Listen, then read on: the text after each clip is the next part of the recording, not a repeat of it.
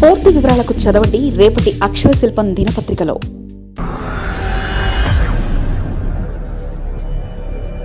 పార్టీకి కొత్త ప్రాణం పోసే సవాల్, జగన్ ఉన్నారన్న ధోరణి కొనసాగితే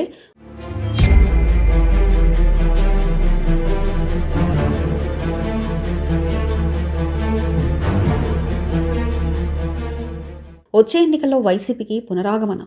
ఒకప్పుడు పటిష్టమైన కేడర్, ప్రబలమైన నాయకత్వం ఇప్పుడు మాయమవడంతో పార్టీకి కొత్త ప్రాణం పోసే సవాల్ జగన్ ముందుంది. ఏ మాటకు ఆ మాట చెప్పాలంటే, ఒకప్పుడు ఏపీలో వైసీపీకి అజేయమైన కోటలో ఉన్న కొన్ని నియోజకవర్గాలు ఇప్పుడు మౌనంగా మారిపోయాయి. ఆ పార్టీకి బలమైన కేడర్ ఉన్న స్థానిక నేతల దూకుడుతో గతంలో రెచ్చిపోయిన ఆ వాయిస్లు ఇప్పుడు పూర్తిగా సైలెంట్ అయ్యాయన్నమాట. అధికారంలో ఉన్నప్పుడే కాదు, అధికారంలో లేకపోయినా కూడా తమ ప్రభావాన్ని చూపిన నేతలు ఇప్పుడు ఒక్కొక్కరుగా నిష్క్రియులైపోతున్నారు. ఎన్నికల్లో ఘోర పరాజయం తర్వాత ఈ పరిణామం మరింత స్పష్టంగా కనిపిస్తుంది. ముందుగా పల్నాడు జిల్లా మాచర్ల నియోజకవర్గం తీసుకుంటే పిన్నెల్లి రామకృష్ణారెడ్డి పేరు వినగానే అధికార యంత్రాంగమే ఒకసారిగా కుదిపేసేది. ఆయన సోదరుల హవా అంతలా ఉండేది. ఆ గీత దాటితే ఫలితాలు తీవ్రంగా ఉంటాయన్న భయం అందరిలో ఉండేది. టీడీపీ నేతలు సైతం పిన్నెల్లి ప్రభావం నుంచి తప్పించుకోవడానికి వేరే ప్రాంతాలకు తరలిపోయారు.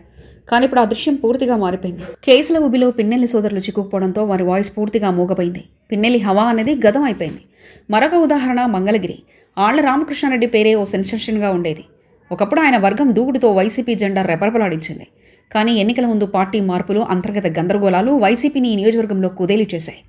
ఆళ్ల రామకృష్ణారెడ్డి ఇప్పుడు ఎక్కడున్నారో, ఏం చేస్తున్నారో అనే సమాచారం స్పష్టంగా లేని స్థితి. ఒకప్పుడు రచ్చరచ్చ చేసిన వైసీపీ కార్యకర్తలు ఇప్పుడు కనిపించడం లేదు. చంద్రగిరిలో కూడా అదే దృశ్యం.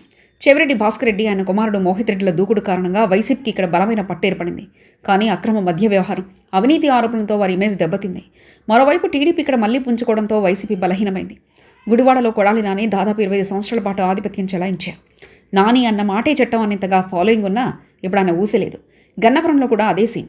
మొత్తం చూస్తే దాదాపు 30 నియోజకవర్గాల్లో వైసీపీ వాయిస్ పూర్తిగా కొలాప్స్ అయిందనే టాక్ రాజకీయ వర్గాల్లో వినిపిస్తుంది. ఒకప్పుడు పటిష్టమైన కాడరు, ప్రబలమైన నాయకత్వం ఇప్పుడు మాయమవడంతో పార్టీకి కొత్త ప్రాణం పోసే సవాలుకు జగన్ ముందుంది. ఈ మౌనం కొనసాగితే వచ్చే ఎన్నికల్లో వైసీపీకి పునరాగమం అంత ఈజీ కాదు అని చెప్పడంలో అతిశయోక్తి లేదు. మరిన్ని కథనాల కోసం సబ్స్క్రైబ్ చేసుకోండి మీ అక్షర శిల్పం. పూర్తి వివరాలకు చదవండి రేపటి అక్షర శిల్పం దినపత్రికలో.